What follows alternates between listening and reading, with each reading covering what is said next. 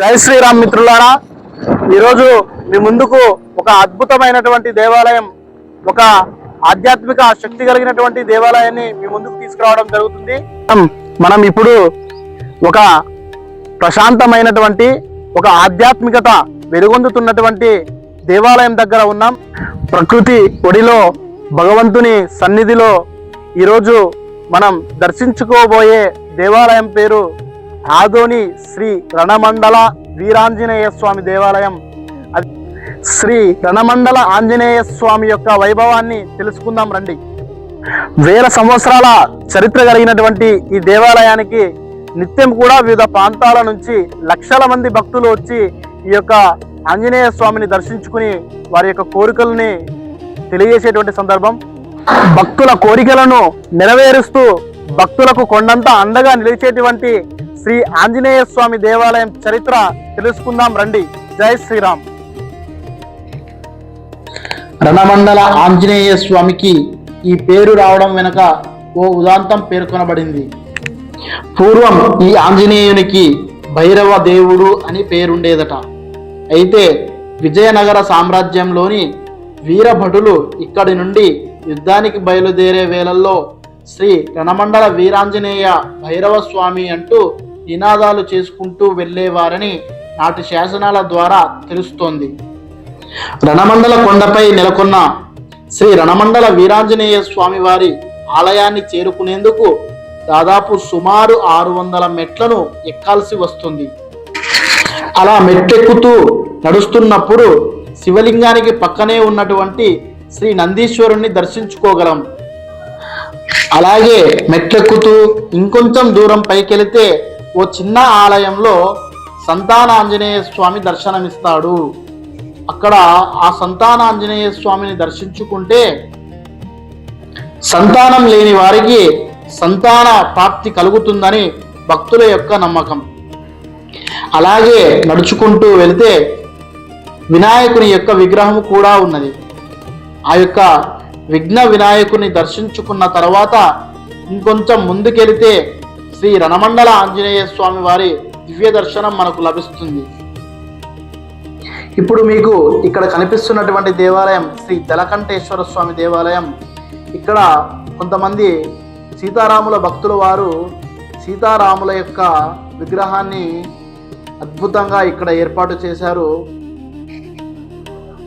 ఇలా కాస్త మనం ముందుకు వెళ్తే ఇక్కడ మనకు ఒక వినాయకుని స్వామి యొక్క ఆలయం మనకు కనిపిస్తుంది. స్వయంభూ శ్రీ గణపతి దేవాలయం ఇక్కడ మనం చూడవచ్చు.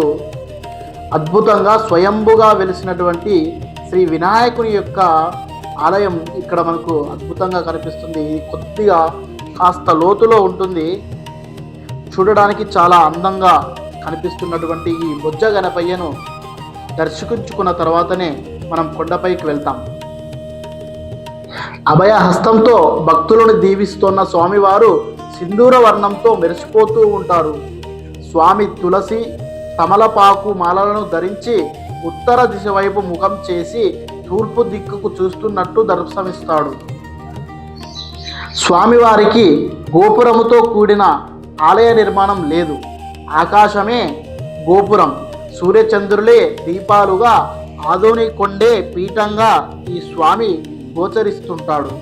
స్వామివారికి ఆలయాన్ని నిర్మించేందుకై గతంలో ఎంతో మంది ప్రయత్నాలు జరిగాయని చెప్తుంటారు.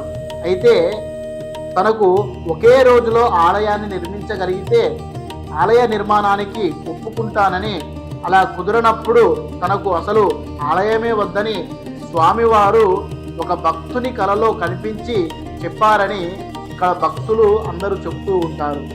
అప్పటి నుంచి స్వామివారికి ఆలయాన్ని నిర్మించే ప్రయత్నాలు మళ్ళీ జరగలేదు.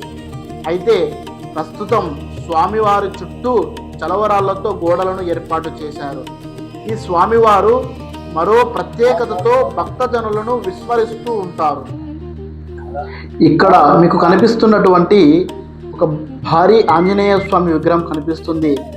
అది దానితో పాటు ఇక్కడ మెట్ల మార్గంలో పైకి పైకప్పు ఉన్నటువంటి రేకుల షెడ్డును శ్రీ హెబ్బుటం మణికంఠ గారు వారి శ్రీమతి గారి కలిసి హెబ్బుటం మణికంఠ గారి యొక్క తల్లిదండ్రులు జ్ఞాపకార్థం ఈ యొక్క షెడ్డును ఏర్పాటు చేసి చాలా అందంగా ఇక్కడ భక్తులు వచ్చేటువంటి సందర్భంలో భక్తులకు చాలా మంచి వసతి ఉండాలనేటువంటి ఉద్దేశంతో వారి తల్లిదండ్రుల జ్ఞాపకార్థం ఈ యొక్క రేకుల షెడ్డును చాలా డబ్బుతో వారు ఏర్పాటు చేశారు. భక్తులకు చాలా సౌకర్యవంతంగా ఏర్పాటు చేసినందుకు చాలా అద్భుతంగా ఈరోజు రణమండల కొండపైన మనకు కనిపిస్తూ ఉంది. భక్తులు స్వామివారికి సమర్పించుకునే నాణేలను స్వామివారి విగ్రహానికి వెనక్గా వెళ్ళి వీపుకు అంటిస్తే ఆ నాణేలు అయస్కాంతానికి అతుక్కుపోయినట్టుగా అతుక్కుపోతుండడం ఇక్కడి విచిత్రం.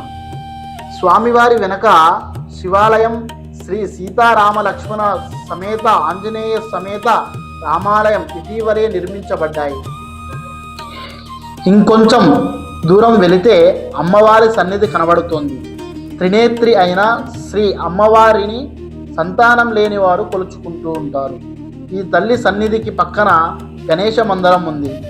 అమ్మవారి ముందు 2 పాదుకలు కనబడుతుంటాయి. అమ్మవారి సన్నిధికి పక్కన ఉన్న వృక్షానికి సంతానం లేని వారు సంతాన ప్రాప్తి కోసం కట్టిన ముడుపులు మనకి ఎక్కువగా కనిపిస్తూ ఉంటాయి. అదేవిధంగా ప్రతి సంవత్సరం శ్రావణ మాసంలో శ్రీ రణమండల వీరాంజనేయ స్వామి వారికి ఉత్సవాలు జరుగుతూ ఉంటాయి.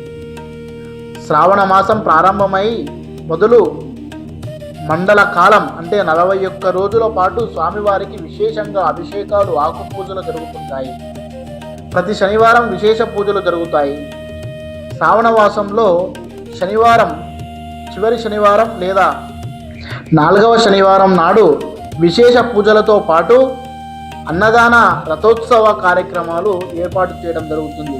మండలం రోజుల తర్వాత భాద్రపద పౌర్ణమి నాడు మహాపూజను నిర్వహిస్తూ ఉంటారు భక్తులు. విజయనగర సామ్రాజ్య సైనిక స్థావరంగా ఉన్న ఆదోని ఆ రోజుల్లో యాదవగిరి లేక యాదాద్రి అని పిలువబడుతుండేది. విజయనగర సామ్రాజ్య పతనాంతరం బీజాపూర్ సుల్తానుల ఆధీనంలోకి ఈ ప్రాంతం వచ్చింది. ఆ పాలనలో ఈ యొక్క ఆదోని కోట చాలా బాగా అభివృద్ధి చెందిందని చెబుతూ ఉంటారు. అదేవిధంగా ఆదోని చారిత్రాత్మకంగా ఎంతో ఘన చరిత్రను కలిగి ఉందని తెలుస్తోంది. ఈ కొండ కింద ఉన్నటువంటి దేవాలయంలో కూడా శ్రీ రణమండల ఆంజనేయ స్వామి కింద దాదాపు 2-3 దేవాలయాలు ఉంటాయి. ఇవన్నీ కూడా రణమండల ఆంజనేయ స్వామి విగ్రహంతో పాటు కింద ఉన్నటువంటి మంగరాయ ఆంజనేయ స్వామి దేవాలయం, వెంగళాపురం ఆంజనేయ స్వామి దేవాలయం, ఈ దేవాలయాన్ని కూడా శ్రీ వ్యాసరాయలు ప్రతిష్ఠించి ఈ యొక్క దేవాలయాల్ని అద్భుతంగా ఇక్కడ విగ్రహ ప్రతిష్ఠ కార్యక్రమాలు జరిగాయని ఇక్కడ చెబుతూ ఉంటారు. స్వామివారు శ్రీ గురు వ్యాసరాయలు స్వయంగా తమ అమృత హస్తాలతో స్వయంభు మూర్తులైనటువంటి శ్రీ రణమండల వీరాంజనేయ భైరవ స్వామి వారికి శ్రావణ మాసంలో పూజలు నిర్వహించినట్లుగా ఆధారాలున్నాయని తెలుపుతున్నాను.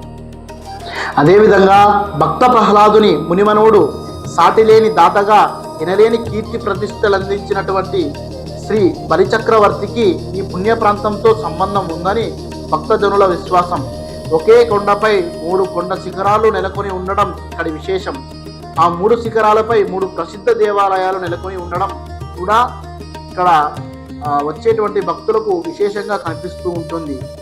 ముఖ్యంగా శ్రీ రణమండల వీరాంజనేయ స్వామి ఆలయం, శ్రీ వామన తీర్థుల బృందావనం, శివమారుతి ఆలయం అంటూ ఈ 3 ఆలయాలు ఆదోని ఆధ్యాత్మిక వైభవాన్ని చాటు చెబుతున్నాయి. కొండ ఎక్కిన తర్వాత ఈ ఆంజనేయ స్వామిని మనం దర్శించుకున్న తర్వాత ఈ ప్రాంతం పైన వెనుక భాగం మొత్తం కూడా చాలా అందాలతో ఆకర్షణీయంగా భక్తులకు చాలా అందంగా కనిపిస్తూ ఉంటుంది. అదేవిధంగా ఈ దేవాలయం దగ్గర ఒక షాప్ లాగా, ఒక స్టాల్ లాగా ఏర్పాటు చేశారు భక్తుల సౌకర్యం కొరకు. ఇక్కడ టిఫిన్లు కూడా అద్భుతంగా ఉంటాయి. దోశ, పూరి మొదలైన టిఫిన్లు కూడా ఇక్కడ దొరికేటువంటి పరిస్థితి ఉన్నది.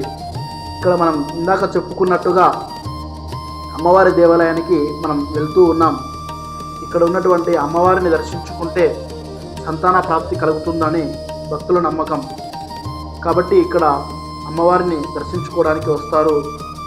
అంబా భవానీ దేవాలయంగా మనం చెప్పుకుంటూ ఉన్నాం. ఎత్తైన కొండపై ప్రకృతి అందాల మధ్య అలరారే ఈ కొండపైకెక్కి చుట్టుపక్కల కలిసి చూసినప్పుడు పక్కనున్న కొండలపై శ్రీ వేణుగోపాల స్వామి ఆలయం, శివమారుతి స్వామి ఆలయం, నవతీర్థ హనుమాన్ ఆలయం మొదలైన దేవాలయాలు, చుట్టుపక్కల ఆలయాలు దర్శనమిస్తూ ఉంటాయి మనకు. అదేవిధంగా శ్రీ వేణుగోపాల స్వామి ఆలయం చేరుకునేందుకు మెట్లు ఉన్నాయి, అక్కడ కూడా చాలా మెట్లు ఉంటాయి. అదేవిధంగా నవతీర్థ స్వామి ఆలయాన్ని చేరుకోవాలంటే కూడా కొండరాళ్ళపై పాక్కుంటూ వెళ్ళాల్సినటువంటి పరిస్థితి, అంటే వెళ్ళడానికి సరిగా లేదు. అదేవిధంగా ఆ కొండపైకి ఎక్కడం అంత సులభం కూడా కాదు. ఆదోనికి అన్ని నగరాల నుంచి బస్సుల ద్వారా చేరుకోవచ్చు. ఆదోనికి దగ్గరలో రైల్వే స్టేషన్ కూడా ఉంది, ఆదోని రైల్వే స్టేషన్. ఇక్కడ నుంచి మంత్రాలయం కూడా చాలా దగ్గర. మంత్రాలయంకి వచ్చినటువంటి భక్తులు ఈ యొక్క శ్రీ రణమండల ఆంజనేయ స్వామిని దర్శించుకోవడానికి చాలా అనువైనటువంటి సో ఫ్రెండ్స్, మీకు కనుక ఈ యొక్క వీడియో నచ్చినట్లయితే తప్పకుండా మీరు లైక్ చేసి, సబ్స్క్రైబ్ చేసి, అదేవిధంగా షేర్ చేయండి.